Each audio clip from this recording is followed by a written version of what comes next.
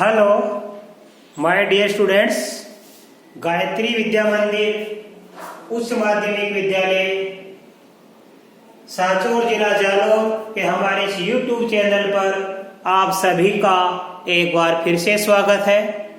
प्रिय विद्यार्थियों, आज हम कक्षा 8 की विषय गणित अध्याय 11 क्षेत्र मिति प्रश्न 11.3 के सवाल हल करना सीखेंगे। देखो बच्चों, हमारी पुस्तक के सवाल नंबर 1 में क्या लिखा है। दो घनाभ के आकार के डिब्बे हैं जैसा कि संलग्न आकृति में दर्शाया गया है। देखो आपके बोर्ड पे मैंने सामने दो आकृति बनाई है। ये दोनों घनाभ के आकार के दो डिब्बे हैं। किस डिब्बे को बनाने के लिए कम सामग्री की आवश्यकता होगी? अर्थात हमें दोनों ही डिब्बों का क्या क्या करना है, पृष्ठीय क्षेत्रफल ज्ञात करना है। मान लो ये डिब्बा हमारा कौन सा ए और ये डिब्बा हमारा कौन सा है बी। तो देखो लिखेंगे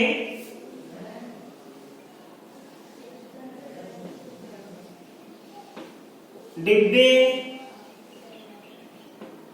ए की माप। देखो इसकी लंबाई को बोलेंगे एल बराबर कितनी है 60 सेमी। चौड़ाई को बोलेंगे बी, कितनी है 40 सेमी। ऊंचाई को बोलेंगे एच, कितनी है 50 सेमी। अब देखो बच्चों, ये घनाभ के आकार का जो हमारा डिब्बा ए है, इसकी ये लंबाई है, ये चौड़ाई है और ये ऊंचाई है। तो घनाभ के आकार का जो डिब्बा हमारा ए वाला है, इसकी लंबाई चौड़ाई ऊंचाई तीनों की माप दे रखी है। तो डिब्बे ए की माप लिख दी मैंने।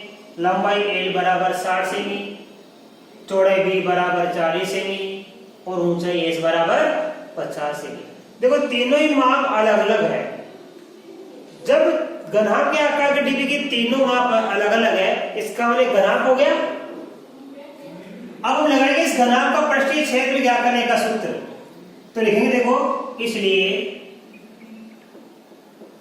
घनाभ का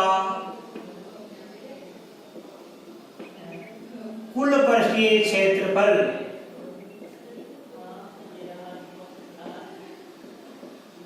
इसका सूत्र लगाएंगे हम। 2 गुणा सूत्र लिखा रखा मैंने आपको, L B plus B H plus H है।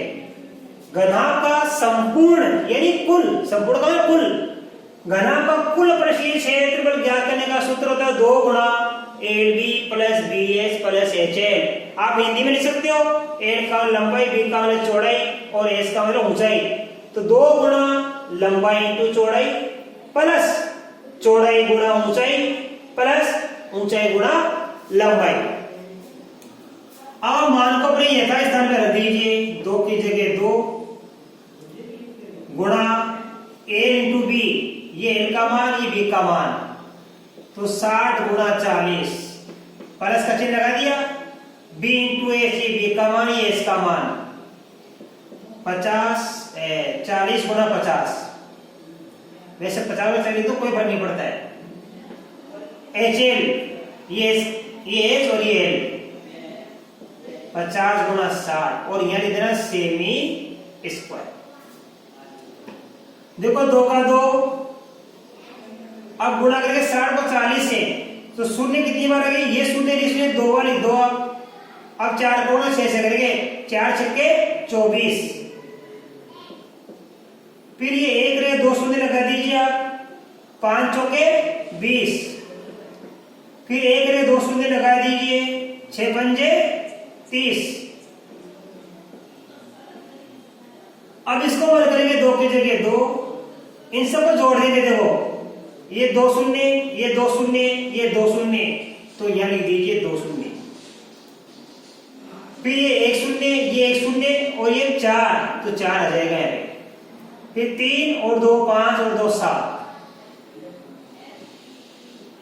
इन सबको जोड़ देकर आया 7400। 7400 हम 2 से गुणा कर देंगे बच्चों। तो ये आ जाएगा हमारे पास, देखो 2 शून्य का 2 शून्य, 2 चौके 8 और 2 को 7 से गुणा करेंगे 14। यह क्या 14,800 सेमी स्क्वायर।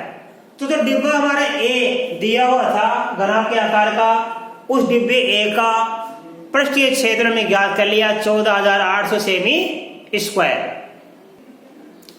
इसी प्रकार देखो डिब्बा हमारा बी है। अब डिब्बे बी की क्या है, ये लंबाई,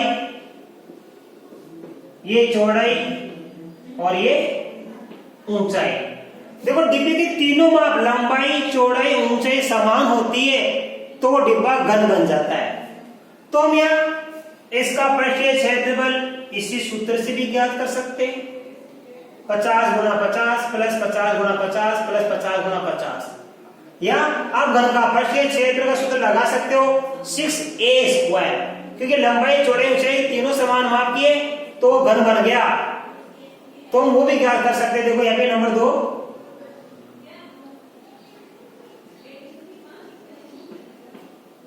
डिब्बे बी की लंबाई 50 सेमी, चौड़ाई 50 सेमी और ऊंचाई 50 सेमी। तो आप इस सूत्र से भी ज्ञात कर सकते हो या घन का पृष्ठीय क्षेत्रफल का सूत्र लगा के भी इसका मान ज्ञात कर सकते हैं। तो मैं इसी से क्या कर देता हूं, इसलिए यह बता देता हूं, इसलिए डिब्बे बी का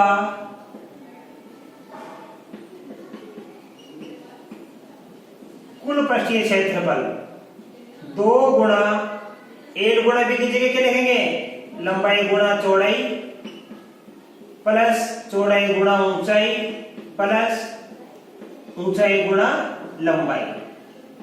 यही रहेगा। 2 की जगह 2, 50 को 50 से गुणा करेंगे तो 2 शून्य के 2 शून्य, 1 रे 2 शून्य, 5 को 5 से किया 2500, फिर 2500, फिर इनका गुणा करेंगे 2500, 2 का 2 जोड़ देंगे, 2 शून्य के 2 शून्य, 25 25 50, 25 जोड़ देंगे 75। अब गुणा कर देंगे 2 शून्य की 2 शून्य, 75 को 2 से गुणा करेंगे, 2 पंजे 10, 2 7 14, 1 15, 15,000 सेमी स्क्वायर। तो देखो बच्चों हमारे पास डिब्बे ए का तो कुल क्षेत्र आया 14,800 सेमी स्क्वायर और डिब्बे बी का क्षेत्र आया 15,000 सेमी स्क्वायर। पूछा क्या है, कौन से डिब्बे का पृष्ठीय क्षेत्र कम है, तो लिखेंगे इसलिए डिब्बे ए का कम है और बी का ज्यादा है, इसलिए डिब्बे ए का पृष्ठीय क्षेत्रफल कम है। इस प्रकार ये आएगा सवाल। आप इसका स्क्रीनशॉट ले लीजिए, मैं आपको अगला सवाल सिखाऊंगा, सवाल नंबर 2।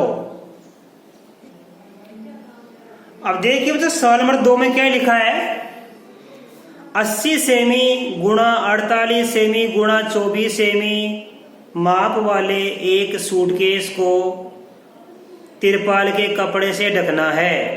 ऐसे 100 सूटकेसों को ढकने के लिए 96 सेमी चौड़ाई वाले कितने मीटर तिरपाल के कपड़े की आवश्यकता होगी। बच्चों बड़ा ही सरल सवाल है। एक सूटकेस की माप दे रखी है 80 सेमी गुणा 48 सेमी इंटू 24 सेमी। ऐसे ही 100 सूटकेसों को ढकने के लिए तिरपाल चाहिए। तिरपाल की चौड़ाई 96 सेमी है, तो 96 सेमी चौड़ाई वाले तिरपाल की लंबाई कितनी होगी वो हमें ज्ञात करनी है। तो देखो ये क्या है, लंबाई, ये क्या है, चौड़ाई, और ये क्या है, ऊंचाई।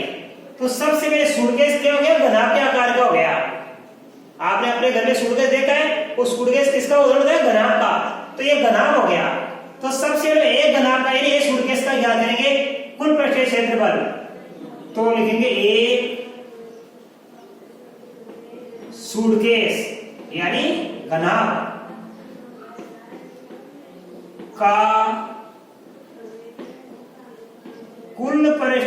क्षेत्रफल, सूत्र वही लगेगा 2 गुणा LB plus BH plus HL। अब देखिए LB, यह L और B, 80 गुणा 48, फिर BH 48 गुणा 24, फिर HL, ये रहा H और ये रहा L, 24 गुणा 80 सेमी स्क्वायर, 2 का 2। अब गुणा करेंगे, देखो 80 को 48 से, शून्य की शून्य, 8 2 64 की 4, 8 के 6, 32 और 6 38। अब देखो इसको करेंगे, 24 कितना होता है, आप 48 को 24 से गुणा कर लीजिए, 4 32 की 2, 5 के 3, 16 3 19, 48 दूनी 96, 2 का 2, 9 और 6 15, 2 1152।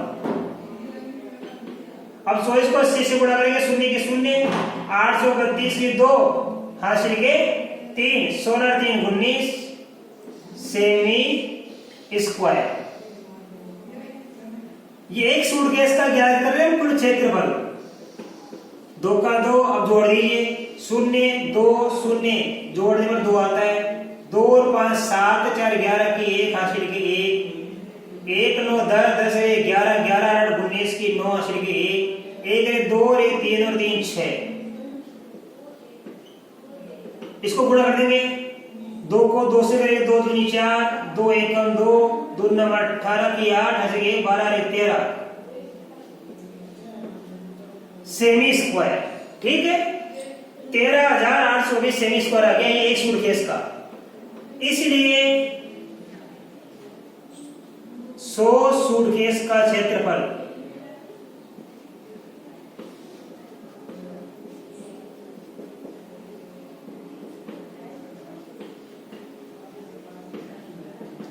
कैसे क्या करेंगे हम, 13 8 24 का गुणा किससे कर देंगे हम, 100 से। तो ये कितना बन जाएगा, 13 8 24 को 1 से गुणा करेंगे, ये आ जाएगा, और डबल जीरो लगा दीजिए आप, ये आ गया। इसलिए जो इसको 100 सूटकेस को ढकने तिरपाल बनाएंगे, इसलिए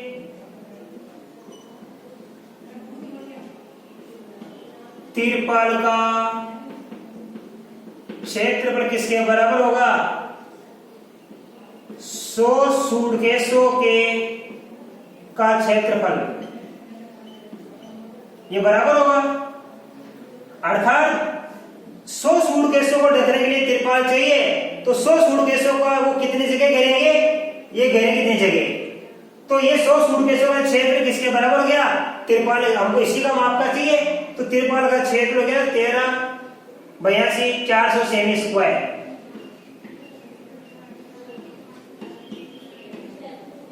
इसलिए अब ध्यान देना, तिरपाल कैसा होगा, आयताकार, तो लिखेंगे यहाँ पे लंबाई गुणा चौड़ाई बराबर 13 8 2 4 0 सेमी स्क्वायर। लंबाई हमें ज्ञात करनी है बच्चों, तो लंबाई तो याद करनी है, लंबाई की जगह लंबाई, चौड़ाई कितनी है हमें, तिरपाल की चौड़ाई 96 सेमी है, तो 13 8 2 4 0। अब लंबाई का गुणा 96 से हो रहा है, हमें तिरपाल की लंबाई ज्ञात करने के लिए 13 8 2 4 0 में किसका भाग देना है, 96 का भाग देना है, ये सेमी में आएगा। आप इसको काट कर कर लो, 13 8 2 4 0 ये 96। आप काट दीजिए इसको, कि मान लो हमने इसको 16 से काट दिया, 16 6 96, ठीक है, 16 से काटेंगे, 16 × 128 बच गया 10, 16 6 96 बच गया 6, 16 64 00। फिर 6 से काट देंगे, ये 6 कम 6 बच गया 2, 6 चौका 24 बच गया 2, 6 चौका 24, ये 00। तो ये लंबाई हमको प्राप्त हो गई यहाँ पे भाग देने पर 14,400 सेमी। अब देखो बच्चों, हमें तिरपाल की लंबाई कितनी प्राप्त हो गई, 14,400 सेंटीमीटर। इसको बदलेंगे मीटर में, इसको किस बदलेंगे? मीटर में। तो कैसे बदलेंगे? चूंकि 100 सेमी बराबर क्या होता है? 1 मीटर, इसलिए ये कितना है? 14,400 सेमी बराबर कितना होगा? ध्यान देना, 100 सेमी बराबर 1 मीटर, इसलिए 1 सेमी बराबर होगा 1/100 मीटर, इसलिए 14,400 सेमी बराबर कितना होगा? 1/100 गुणा 14,400, ये मीटर। कहने का मतलब क्या है कि सेमी का मीटर बनाने के लिए इस सेमी की संख्या में 100 का भाग देंगे हम।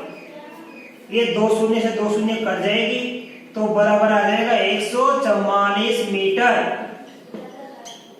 इसका मतलब क्या हुआ कि हमने लंबाई ज्ञात करी तिरपाल की 144 मीटर। तो लिखेंगे इसलिए